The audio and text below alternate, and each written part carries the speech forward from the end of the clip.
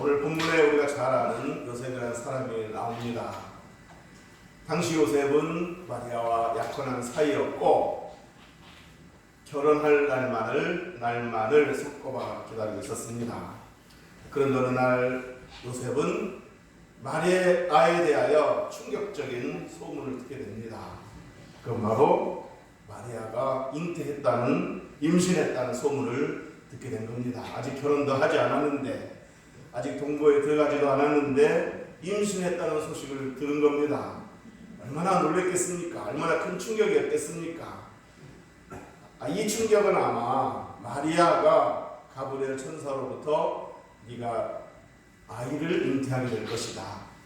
갑자기 어느 날 처녀인데 네가 아이를 갖게 될 것이다. 이 말을 들었을 때 그 충격보다 아마 마리아가 잉태했다는 소식을 들은 그 요셉의 충격이 더 컸을 거라고 생각이 됩니다.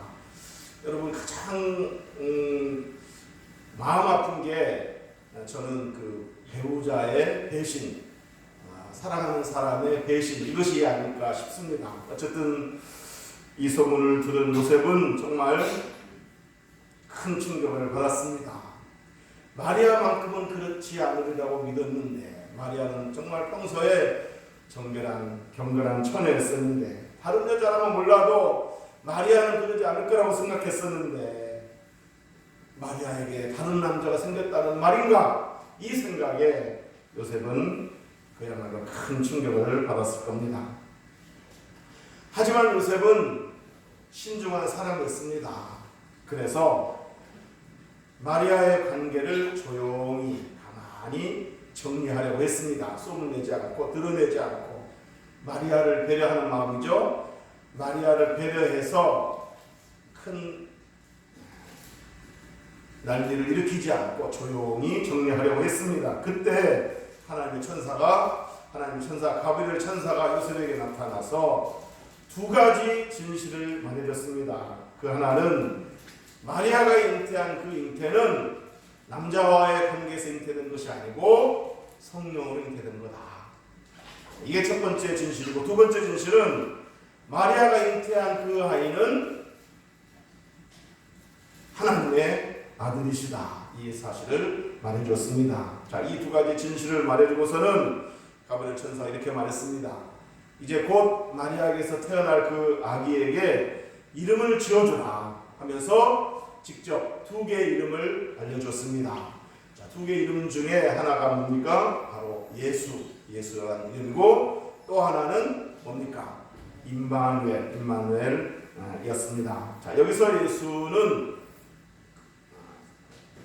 누구나 갖고 있는 그 고유한 이름, 그 사람의 고유한 이름이죠. 예수는 그러니까 철수, 흥복 하듯이 사람의 고유한 이름이죠. 여기서 예수는 예수님의 고유한 이름이고, 임마누엘은 예수님의 별명이라고 할 수 있습니다. 자, 그런데 이 이름들에는 특별한 의미가 있습니다. 예수라는 이름은 구원자라는 뜻입니다. 본문에 나와 있죠. 21절 다 같이 한번 읽어보겠습니다. 시작. 아들을 낳으니 이름을 예수라 하라. 이는 그가 자기 백성을 그들의 죄에서 구원할 자이심이라 하니라. 아멘. 이름을 예수라 하라. 왜냐하면 이 하나님의 아들 예수는 장차 자기 백성을 죄에서 구원할 자이기 때문이다. 그래서 이름을 예수라고 지어준 겁니다. 예수라는 그 뜻에는 구원자라는 뜻이 있습니다. 실제로 예수님은 십자가에서 저와 여러분의 죄값을 대신 치르시고 십자가에서 죽으셨습니다. 그렇게 해서 저와 여러분을 죄에서 건지셨고 구원하셨습니다. 자, 그래서 가브리엘 천사가 곧 태어날 하나님 아들에게 구원자라는 뜻을 가진 예수라는 이름을 지어주게 한 겁니다. 자, 그렇다면 곧 태어날 아이에게 또 다른 이름, 임마누엘이라는 이름을 지어주라고 한 이유는 뭐겠습니까? 임마누엘 뜻이 뭡니까? 우리 본문에 나와 있습니다. 23절 다 같이 한번 읽어보겠습니다. 시작. 보라, 처녀가 잉태하여 아들을 낳을 것이요 그 이름은 임마누엘이라 하리라 하셨으니 이를 번역한즉 하나님 우리와 함께 계시다 하느냐. 아멘. 임마누엘 이름 뜻은 하나님이 우리와 함께 하신다, 우리 함께 계신다, 그런 의미입니다. 자, 임마누엘은 히브리어인데 세 단어를 합쳐서 만든 말입니다. 임이라는 말은 함께라는 뜻이고, 마누는 우리와 이런 뜻이고, 엘은 우리가 잘 아는 대로 하나님이라는 뜻입니다. 그러니까 이것을 합치면 하나님 우리와 함께 하신다, 이런 의미가 되겠습니다. 여러분, 하나님의 아들이 이 땅에 오신 이유는 단지 우리를 죄에서 건지시고 우리를 저 천국으로 인도하기 위해서만 오신 것이 아닙니다. 물론 그것이 가장 큰 목표이고 그것이 가장 큰 의미 있는 그런 내용이지만, 단지 죄에서 구원하고 우리 영혼을 천국에 이끌기 위해서 오신 것만은 아니라는 얘기입니다. 그럼 뭐냐?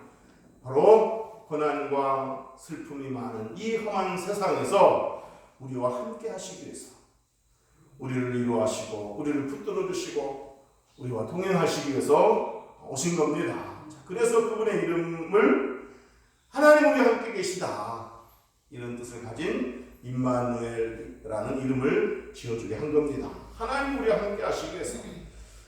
그러니까 단지 우리를 죄에서 건지시고 우리 오늘 천국을 이끌기 위해서만 예수님을 보내신 것이 아니고, 하나님이 우리와 함께 하시기 위해서 예수님을 보내주신 겁니다. 그래서 임마누엘이라는 이름을 갖게 만든 겁니다. 자, 실제로 예수님은 이 땅에 계시는 동안에 많은 사람들과 함께 계셨습니다.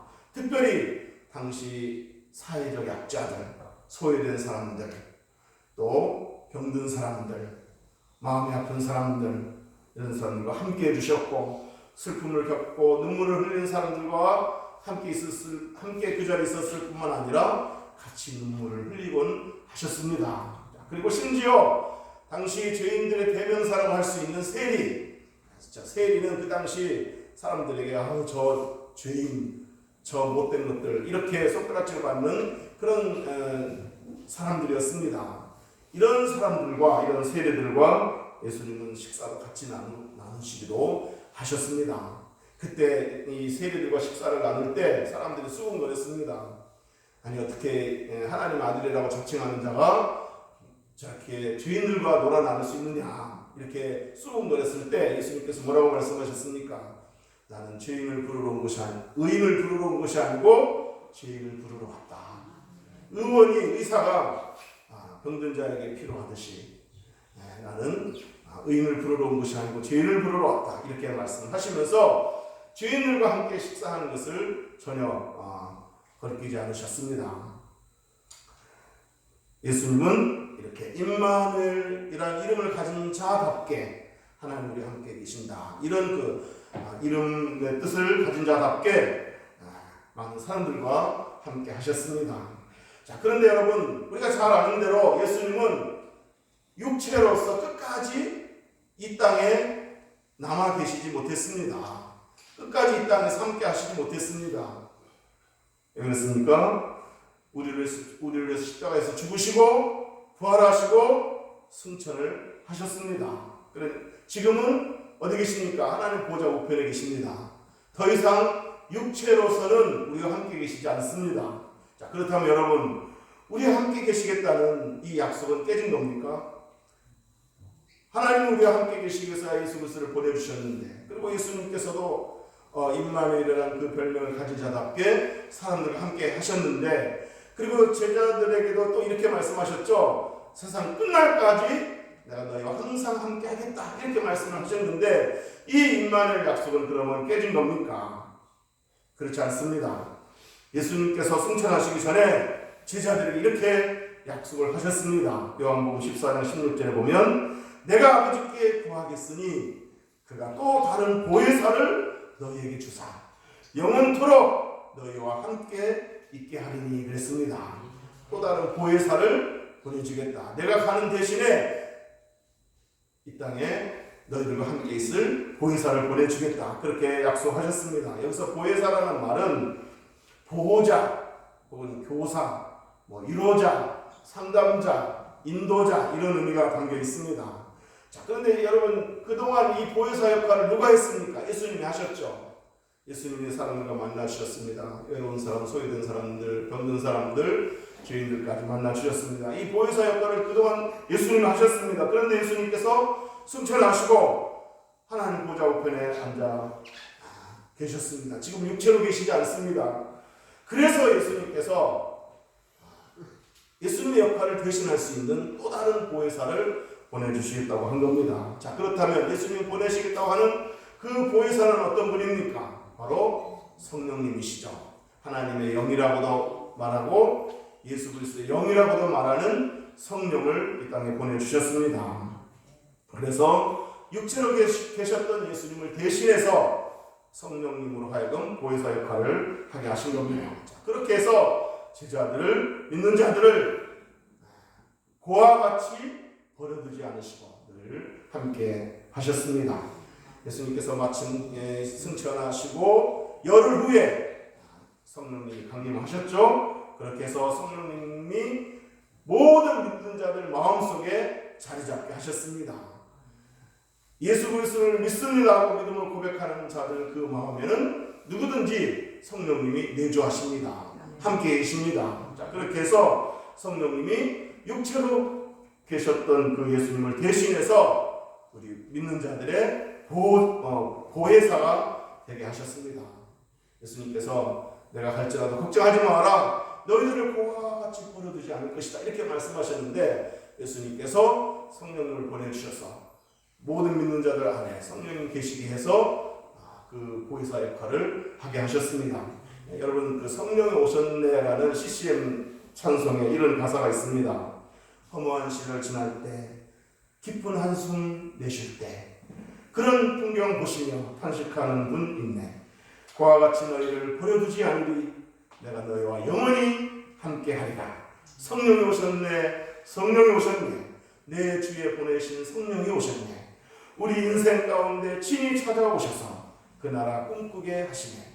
자, 이렇게 예수님께서 내가 너희들을 그와 같이 버려두지 않으리라 이렇게 약속하셨는데 정말 그 약속을 지키셨습니다.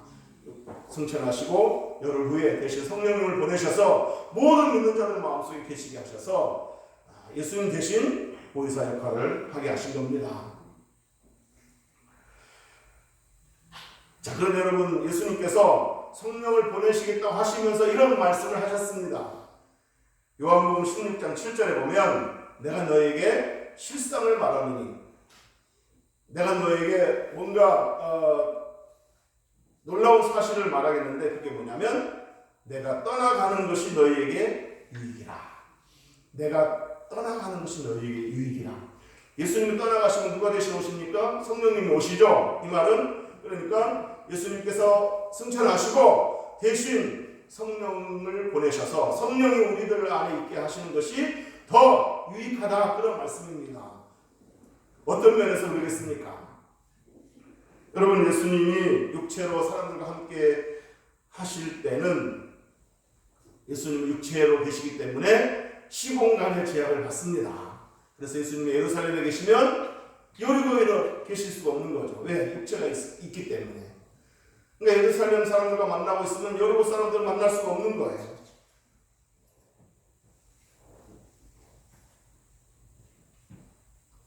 지금 모든 믿는 자들 마음속에 성령님은 어떻습니까? 어느 공간이든 동시에 계실 수가 있죠. 영이시니까. 그래서 제가 예배 끝나고 어디를 가든지 성령님은 나와 함께 하십니다. 동시에 여러분들이 또 어디로 가든지 여러분들과 함께 계십니다. 동시에 한국에도 계시고 미국에도 계시고 어느 나라든 어디든지 아니 계신 곳이 없습니다. 모든 믿는 자들 마음속에 함께 계십니다. 그래서 예수님께서 내가 가면 너희들에게 더 유익하다, 이렇게 말씀하신 이유가 바로 그겁니다. 예수님은 육체로 계셨던 예수님은 동시에 모든 사람들과 함께 하실 수가 없는데 성령님은 동시에 모든 사람들과 함께 하실 수 있기 때문에 그런 면에서 더 유익하다, 이런 의미로 말씀을 하신 겁니다. 사랑하는 성도 여러분, 지금 육체로 계신 예수님은 우리 눈으로 볼 수 없지만, 우리가 만날 수 없지만 예수님의 영이신 하나님의 영이라고도 하고 예수의 영이라고도 불리우는 성령이 우리와 함께 하십니다. 자, 이 말은 곧 하나님의 영이고 예수의 영이니까 하나님도 계시고 성부 하나님도 계시고 성자 예수님도 계시고 또 성령님도 계시죠. 삼위일체 하나님이 저와 여러분과 함께 계신 줄 믿으시기를 주의 이름으로 축복합니다. 어디를 가든지 어디에서 무엇을 하든지 항상 하나님은 우리와 함께 계십니다. 임마누엘 약속을 이렇게 하나님은 지키셨습니다. 그리고 이제 마지막 날 예수님 재림하시면 이제 그야말로 영원토록 우리와 함께 임만을 하시겠죠. 믿습니까? 네. 자, 그런데 여러분 사실 예수님 오시기 전부터 이 땅에 오시기 전부터 2000년 전에 이 땅에 오시기 전부터 하나님은 우리와 함께 하셨습니다. 구약 성경에 보면 하나님은 자기 백성들과 함께 하셨다는 표현을 많이 하셨습니다. 함께 하시겠다는 표현을 많이 하셨습니다. 그러니까 예수님 2000년 전에 이 땅에 오시고서부터 우리와 임만을 하신 것이 아니고 이미 구약 시대에도 하나님은 자기 백성들과 함께 하셨습니다. 여러분 야곱이 고향을 떠나 외삼촌이 사는 먼 하란까지 가고 있었을 때인데, 자 이때 빈 들에서 이제 야곱이 외롭게 잠을 청합니다. 고향을 떠나서 먼 하란으로 가야 되는데 그 가는 도중에 이제 베델이라는 곳에서 이렇게 잠을 청하는데 얼마나 외롭겠습니까? 얼마나 불안하겠습니까? 자, 그런데 이때 하나님이 천사를 통해서 나타나셔가지고 야곱에게 이렇게 말씀하십니다. 내가 너와 함께 있어. 네가 어디로 가든지 너를 지키며 너를 이끌어 이 땅으로 돌아오게 할지라. 그러면서 내가 네게 허락하는 것을 다 이루기까지 너를 떠나지 아니하리라. 임마누엘 하신다는 얘기죠. 야곱과 늘 함께 하시겠다. 야곱과 늘 임만을 하시겠다. 그런 약속입니다. 자, 그런데 이렇게 약속을 받은 이 야곱이 이제 하란 땅에서 20년을 살다가 다시 고향으로 돌아오죠. 다시 고향으로 돌아오게 됐을 때 고향으로 가는 그 길목에서 야곱이 이렇게 고백을 합니다. 창세기 32장 10절에 보면 나는 주께서 주의 종에게 베푸신 모든 은총과 모든 진실하심을 조금도 감당할 수 없사오나 내가 내 지팡이만 가지고 이 요단을 건넜더니 지금은 2때나 이루었나이다. 이렇게 고백을 했습니다. 자, 이 말이 의미하는 바가 뭡니까? 하나님께서 이 야곱에게 네가 어디로 가든지 너와 함께 하겠다. 너를 이끌겠다. 네가 고향으로 돌아올 때까지 너를 떠나지 않겠다. 이렇게 약속하셨는데 이 약속을 지키셨다는 거죠. 20년 동안 이 하란 땅에서 사는 동안 지켜주셨고 다시 또 이렇게 돌아올 때는 거부가 돼서 돌아오지 않습니까? 하나님이 함께 하셨고 하나님 그 약속을 지키셨다는 이야기입니다. 이렇게 임마누엘은 구약시대에도 있었습니다.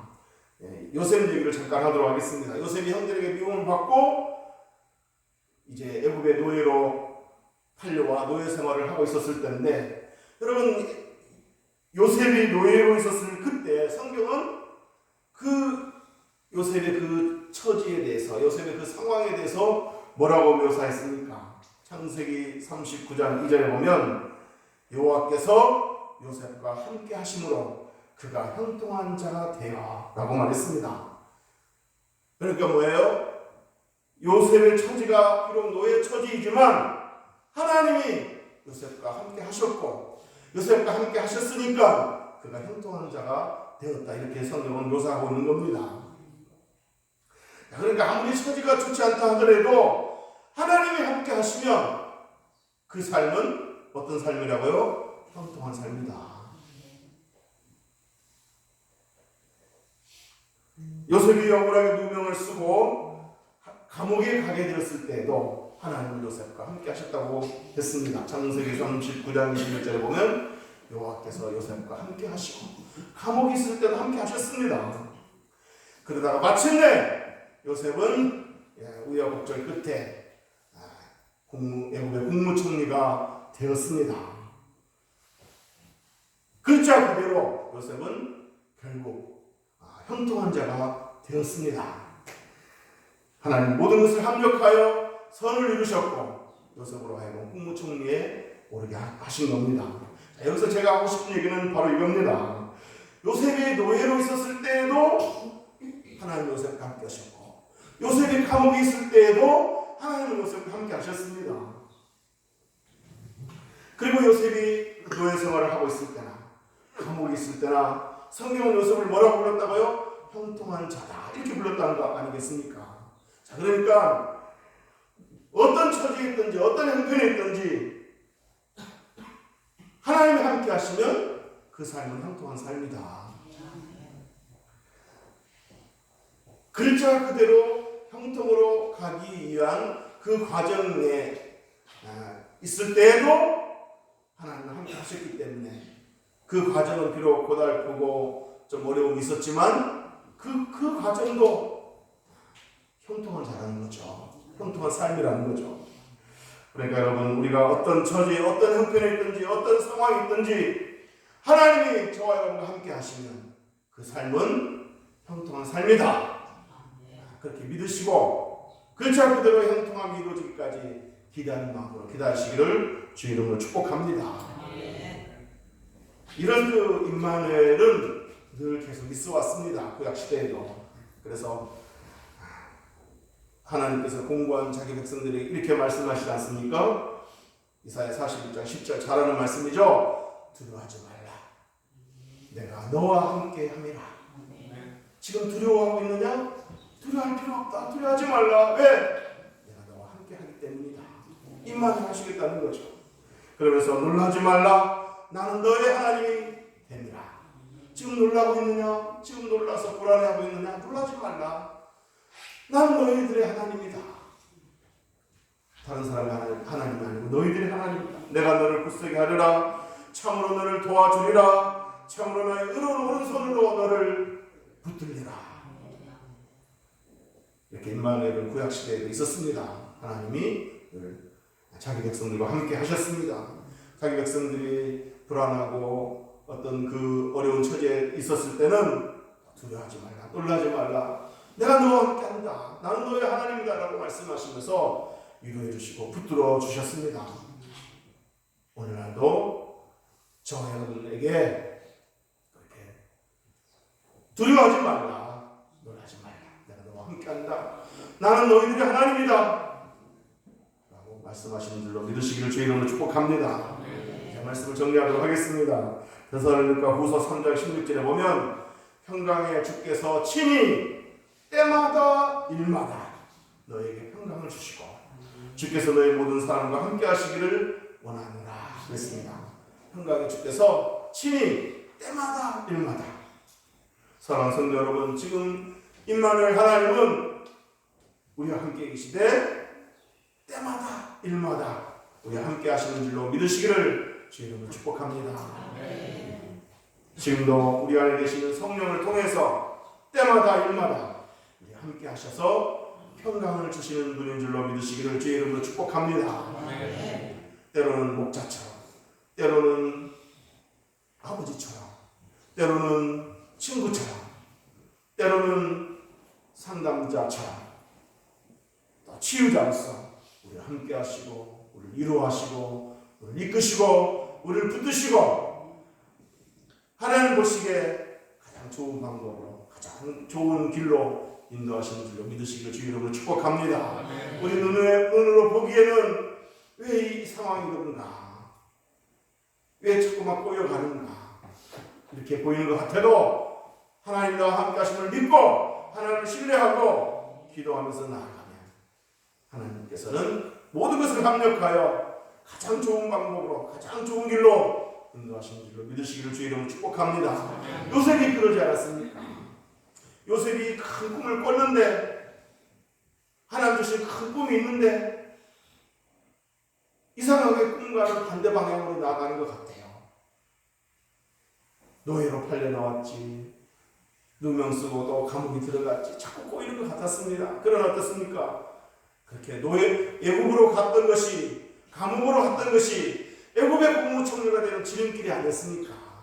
인간의 눈으로 보기에는 이렇게 보이는 것 같아도 하나님을 신뢰하고 하나님께 맡겨드리면 하나님이 모든 것을 합력하여 가장 좋은 길로 지름길로 인도하시는 줄을 믿으시기를 주의 이름으로 축복합니다.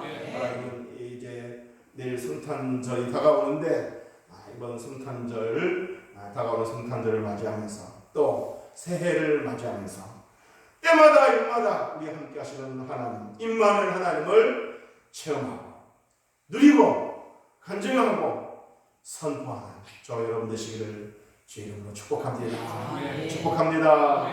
기도하겠습니다.